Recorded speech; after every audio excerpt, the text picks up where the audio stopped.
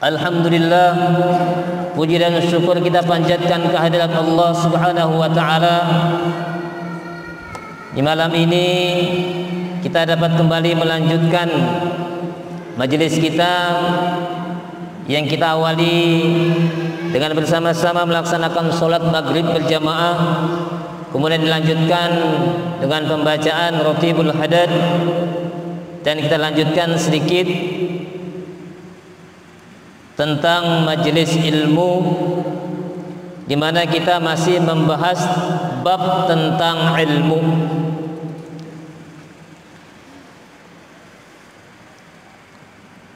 Abu Syekh dan Ad-Dailami meriwayatkan hadis dari Ibnu Abbas radhiyallahu anhuma, ijtama'al 'alimu wal 'abidu 'ala sirat, qila lil 'abid udkhulil jannata wa tan'am bi'ibadatik, wa qila lil 'alim qif huna fashfa' liman ahbabta fa innaka la tashfa'u li ahadin illa shufi'at faqama maqamal anbiya. Artinya, apabila berkumpul di antara seorang yang alim dan ahli ibadah, berkumpulnya di jembatan atau di titian, maka dikatakan kepada ahli ibadah, masuklah ke dalam surga dan bersenang-senanglah melalui ibadah engkau. Lalu dikatakan kepada si alim, tetaplah di sini, berikanlah syafaat kepada orang-orang yang engkau cintai, sebab sekali engkau memberi syafaat kepada seorang, niscaya syafaat engkau akan diterima.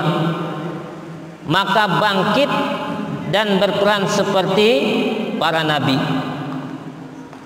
Ini kita ulang sedikit, bahwa pada pertemuan minggu kemarin sudah disampaikan bahwa ketika seorang yang alim dan ahli ibadah berkumpul dalam satu titian, dalam satu jembatan, maka yang pertama kali diperintahkan untuk masuk ke dalam surga itu bukannya orang yang alim, tapi ahli ibadah. Jadi orang yang ahli ibadah diperintahkan untuk masuk terlebih dahulu ke dalam surga dan bersenang-senang dengan amal ibadahnya selama hidup di dunia. Tapi orang yang ahli ibadah masuk ke dalam surga itu hanya dirinya sendiri. Artinya kada bawaan. Nah, pian-pian misalnya ahli ibadah, pian masuk surga, tapi pian-pian kada kawa membawai yang lainnya, pian aja surangan, disuruh bersenang-senang di dalam surga dengan segala ibadah yang dilakukan selama hidup di dunia. Masuk surga dahulu. Nah, tetapi ketika orang alim ini masuk surganya agak belakangan, maka dikatakan di sini, tetaplah engkau di jembatan ini, tetaplah engkau di sini.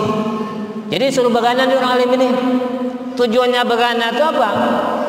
Tujuannya berdiam itu apa? Bukan untuk menahan si alim ini untuk masuk ke dalam surga, tapi si alim ini diberikan kesempatan untuk memberikan syafaat terhadap orang-orang yang dicintainya. Nah, ini hebatnya. Kalau ahli ibadah tadi masuk surga surangan aja, kada bawaan. Yang ahli tahajud, yang ahli zikir, yang ahli duha, ahli Quran, dia sibuk dengan ibadahnya sendiri, dia menikmati hasil ibadahnya sendiri selama di dunia di surga. Maka dikatakan di sini, silakan bersenang-senang dengan amal ibadah yang pernah engkau laksanakan di dunia, tapi kada bawaan. Nah, si alim tadi dia berkumpul dengan satu tempat berkumpul. Ternyata yang disuruh masuk surga duluan orang ahli ibadah. Nah ternyata orang yang alim tadi disuruh tinggal dulu, tetap dulu di jembatan itu, di tempat itu, tujuannya adalah untuk memberikan bantuan kepada orang-orang yang dicintainya supaya mendapatkan syafaat dari orang alim tadi supaya bisa bersama-sama masuk surga. Siapa yang dicintainya? Siapa yang dicintai orang alim? Tentu orang yang dikenal. Tentu orang yang dekat. Semakin dekat kita dengan orang alim itu, maka semakin punya potensi kita diberikan syafaat oleh orang alim itu. Misalnya nih tuan guru kan di majelis yang hadir ribuan. Nah di antara ribuan itu siapa yang paling dicintai? Tentu orang yang paling dikenal oleh sidin, yang dekat dengan sidin, yang sering silaturahmi dengan sidin, yang minta nasihat dengan sidin, yang tidak kalah pentingnya di samping kenal dengan ulama tadi, dengan alim tadi, tentunya juga melaksanakan apa yang diajarkan oleh sidin. Itu lebih terasa. Karena setiap kita mengamalkan apa yang disampaikan oleh sidin, maka kontak batinnya itu ada. Kontak batinnya apa? Karena sidin dapat kiriman pahala. Nah, ini yang minggu kemarin. Jadi orang alim belakangan masuk surga, ahli ibadah masuk lebih dahulu. Di sini diceritakan, tapi orang alim tadi kawa bebawaan. Nah, membawain yang lain masuk surga berkat fasilitas yang diberikan Allah, yaitu diberikan keistimewaan untuk memberikan syafaat. Nah, untuk memberikan syafaat kepada orang yang dicintainya. Kemudian lagi syafaat. Nah ini lagi, memberi syafaat kepada seorang, niscaya syafaat engkau akan diterima, maka ia bangkit berperan seperti para nabi.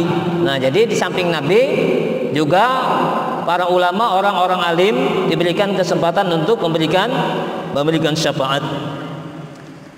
Kemudian hadis dari Utsman radhiyallahu anhu. Kebetulan Pak Utsmannya ada, nah ketua RT kita. Utsmannya, namanya Utsman. Nah.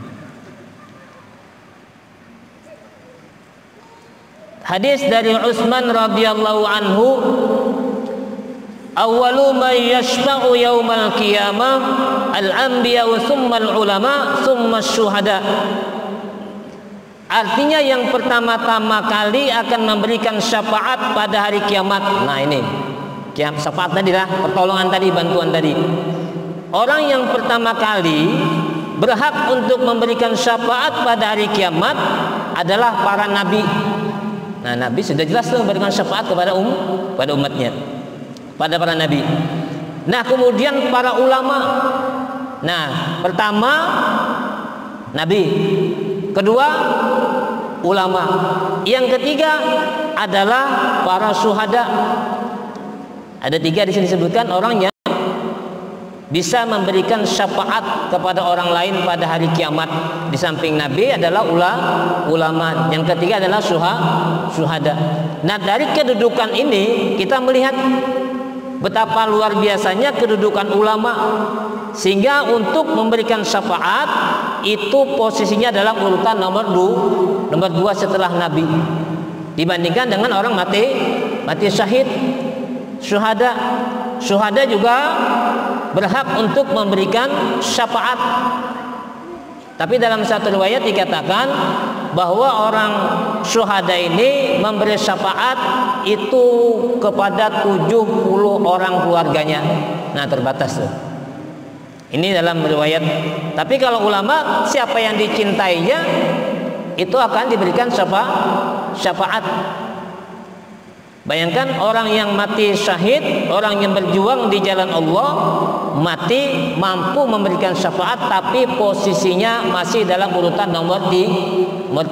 Sementara ulama setelah Nabi memberikan syafaat, maka urutan yang kedua adalah ulama. Maka itu sangat penting bagi kita untuk memotivasi diri kita untuk senantiasa terus belajar dan terus belajar. Mudah-mudahan kita termasuk dalam kategori orang-orang yang berilmu. Karena apabila kita sudah meninggal nih, salah satu hal yang bisa menemani kita di surga, yang pahalanya terus-menerus mengalir, itu adalah ilmu yang bermanfaat. Ya Nabi, idza matal insanun qata'a amaluhu illa min salasin, min sadaqatin jariyah wa ilmin yantafa'u bihi wa walidin shalihin yad'u lahu.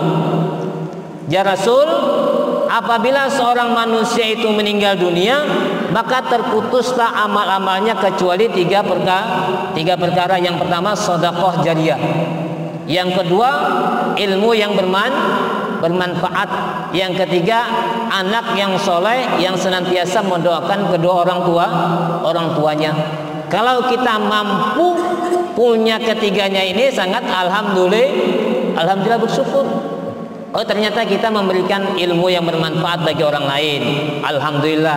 Sampai kiamat, selama ilmu itu masih dipakai, selama ilmu itu masih diamalkan, maka ilmu amal yang telah kita berikan itu akan senantiasa mengalir pahalanya kepada kita. Makanya sering katakan, jangan anggap remeh guru-guru mengaji yang mengajarkan masalah Iqra 1 sampai 6. Nah itu, jangan dianggap biasa. Wah, itu jar guru Iqra aja, ya Allah. Bah, guru TK aja dan undani guru tilawah, undani guru tafsir. Nah itu kan. Padahal kalau kita lihat manfaat dari ilmu yang diajarkan, walaupun tafsir penting kan, qiraah penting misalnya, tilawah penting, tapi ilmu dasar dalam membaca Al-Quran itu ada di Iqra 1 sampai 6. Kalau qiraah, kalau tilawatil Quran, kalau tafsir penting, tapi tidak semua ilmu tafsir yang kita ajarkan itu diamalkan oleh orang lain. Tapi kalau Iqra 1 sampai Iqra 6, orang kita pelajari dari awal, dari nol.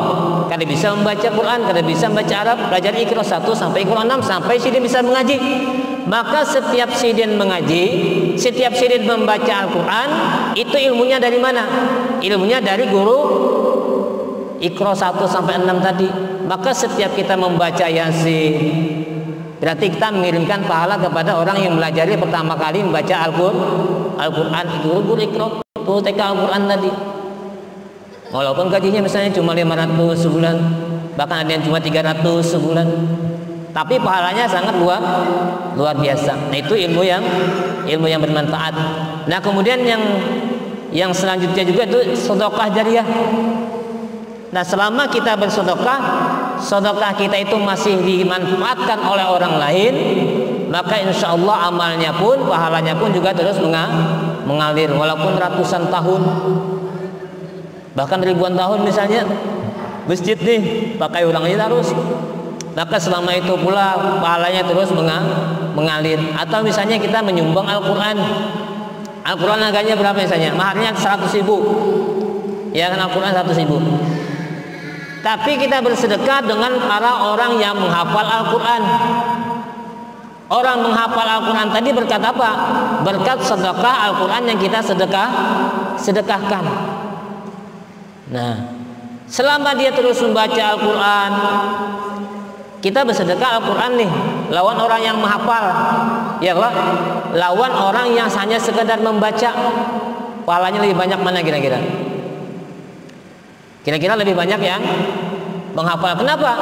Karena orang yang menghafal itu membacanya selalu berulang-ulang. Misalnya surah Atin aja, ya Allah. Nah, dia baca watini wazaitun, watini wazaitun, watini wazaitun, waturi sinin, waturi sinin, waturi sinin, waturi sinin, wa hadzal baladil amin, wa hadzal baladil amin, wa hadzal baladil amin. Berapa kali sudah dia mengulang-ulang bacaannya? Ya Allah. Tapi kalau orang membaca biasa aja, suratin bacanya Bismillahirrahmanirrahim. Wattini wazzaitun wa turi sinin wa hadzal baladil amin. Laqad khalaqnal insana fi تقويم ثم رددناه أسفل سافلين إلا الذين آمنوا وعملوا الصالحات فلهم أجر غير ممنون فما يكذبك بعد بالدين أليس الله بأحكم الحاكمين. Nah, satu surah dibacanya cuma satu kali. Tapi orang yang menghafal tadi surah Atin tadi, yang kada sampai hafal, kada sampai dia mengulang wattini wazaitun, wattini wazaitun, wattini wazaitun, wattini wazaitun sampai tergulingan satu ayat aja. Berapa puluh sudah pahalanya? 100.000 aja modal lah. 100.000 modal Al-Quran mahdiyahi orang yang menghafal Al-Quran, pahalanya terus mengalir. Atau misalnya pondok pesantren kita sumbang, atau tempat-tempat pendidikan, selama ilmunya itu masih didapatkan dari pondok pesantren, kembangkan lagi, maka terus mengalir. Kayak ulun misalnya mengajari Iqra 1, Iqra 2, ulun ajari si A. Ternyata si A ini ilmunya dari ulun. Ternyata si A ini jadi guru lagi mengajari si B.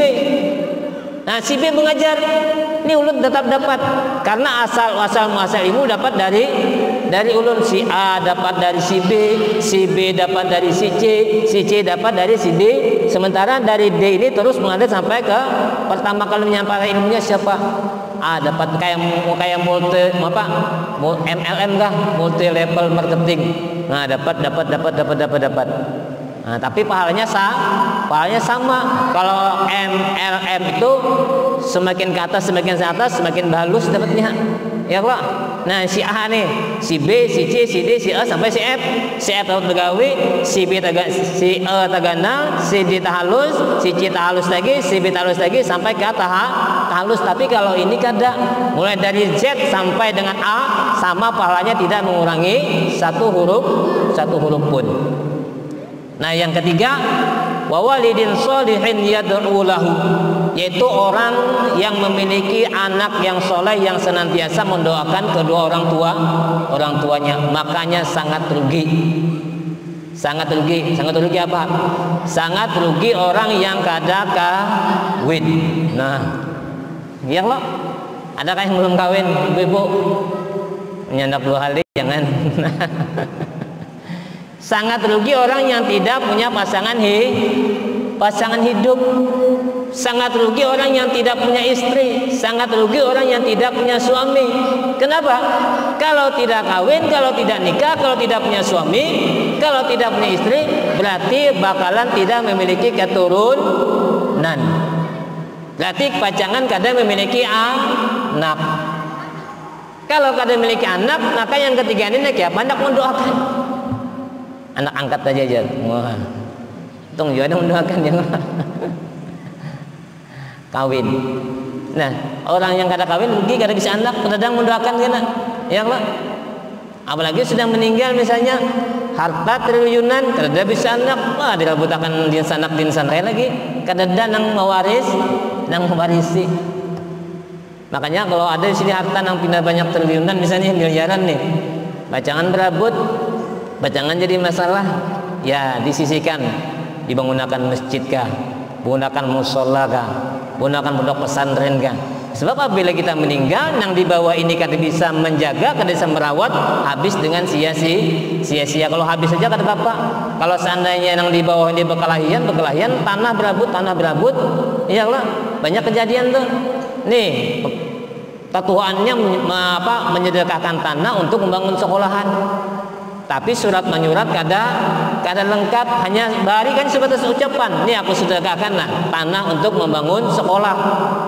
Tapi cucu-cucunya tidak punya legalitas, hitam di atas putih. Akhirnya yang kada tahu kisah di bawah menuntut ini tanah pakaian kubari, ini tanah datu kubari, lalu jadi rabutan. Padahal sudah diwakafkan, disedekahkan. Lanjut.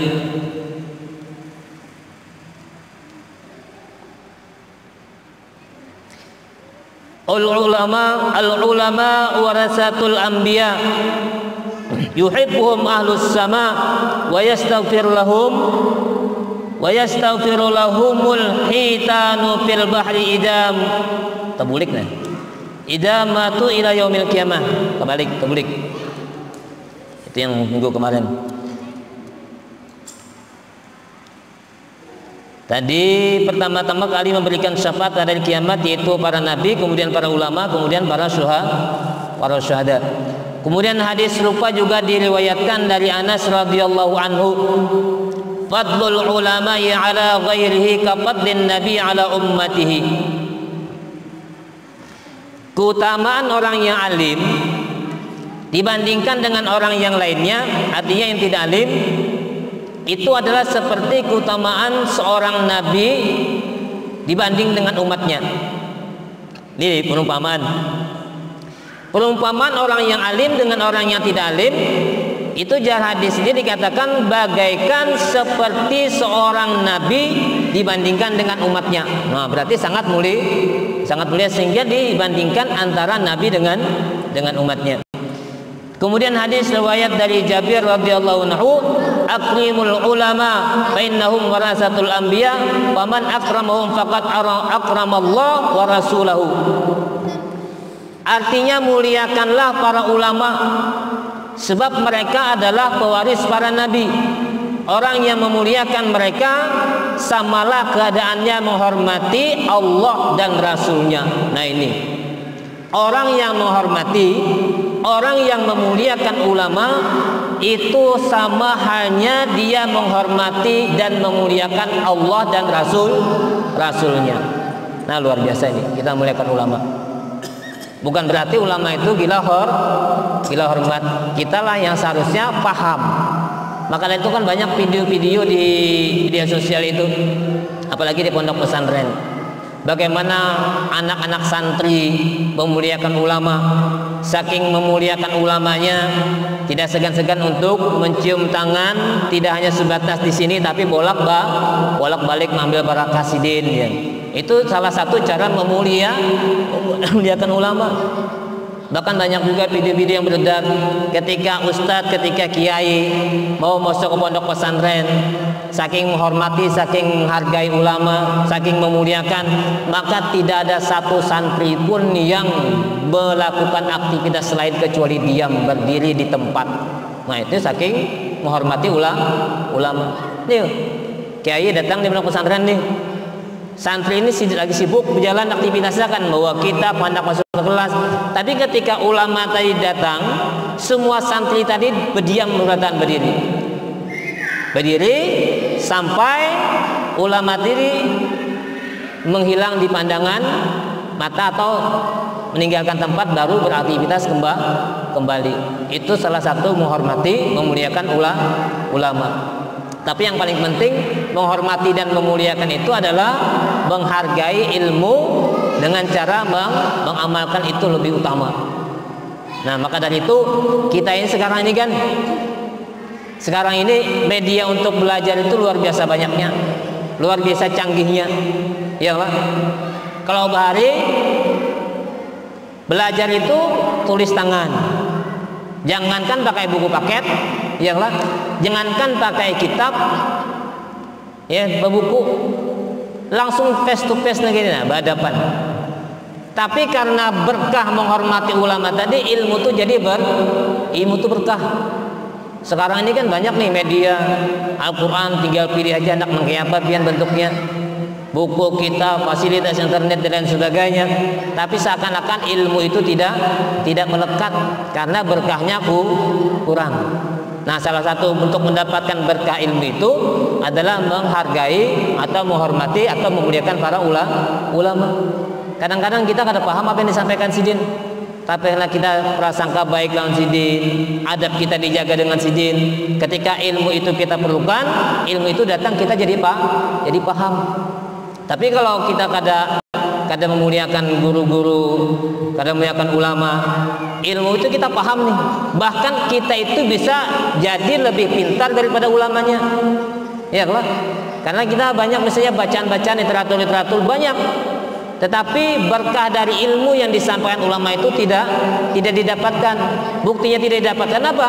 Kita tidak mampu mengamalkan apa yang disampaikan oleh si din. Pesangan kali si din baca zikir la ilaha illallah, atau dia sini habis sembahyang jangan kada ingat 5 waktu itu subhanallah 33 kali, alhamdulillah 33 kali, Allahu akbar 33 kali, dilengkapi Allahu akbar kabira, walhamdulillah dan seterusnya sampai habis didapatkan 100. Itu ringan kan?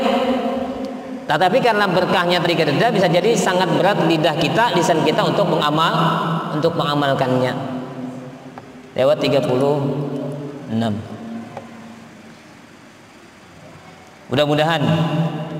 Mudah-mudahan dengan apa yang kita pelajari ini masih masalah bab ilmu. Mudah-mudahan nanti masuk kepada bab yang selanjutnya, itu bab masalah wudu.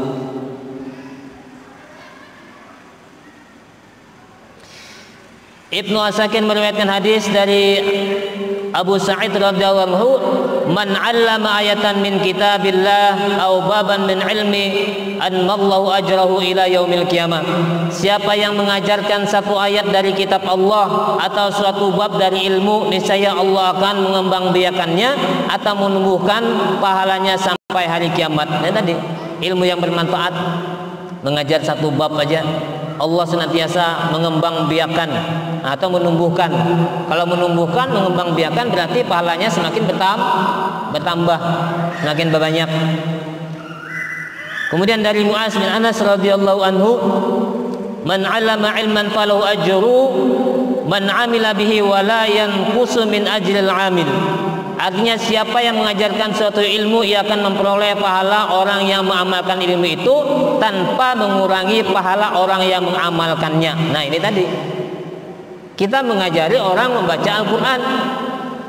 Ternyata orang itu dengan ilmu yang kita ajarkan baca Al-Quran, dia membaca Al-Quran, maka pahala yang dibacanya tadi, yang membaca dapat, yang mengajarinya juga dapat, tanpa mengurangi sedikit pun pahala dari orang yang mengamalkan ilmu tadi.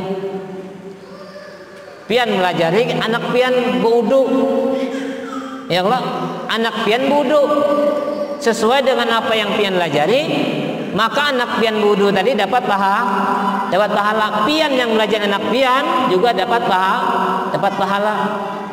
Pian belajar anak pian dihitung 1 tambah 1 sama dengan 2, 3 tambah 3 sama dengan 6. Ternyata ilmu itu bermanfaat bagi dia untuk menghitung ilmu falak misalnya, ya toh, untuk berdagang, untuk jual beli, untuk menghitung zakat. Nah, selama ilmu itu walaupun matematika ternyata dipakai untuk keperluan untuk mendapatkan ridha Allah di jalan Allah, dia mendapatkan pahala, dan pian yang mengajarkan pun juga mendapatkan pahala. Waktu Isya sudah.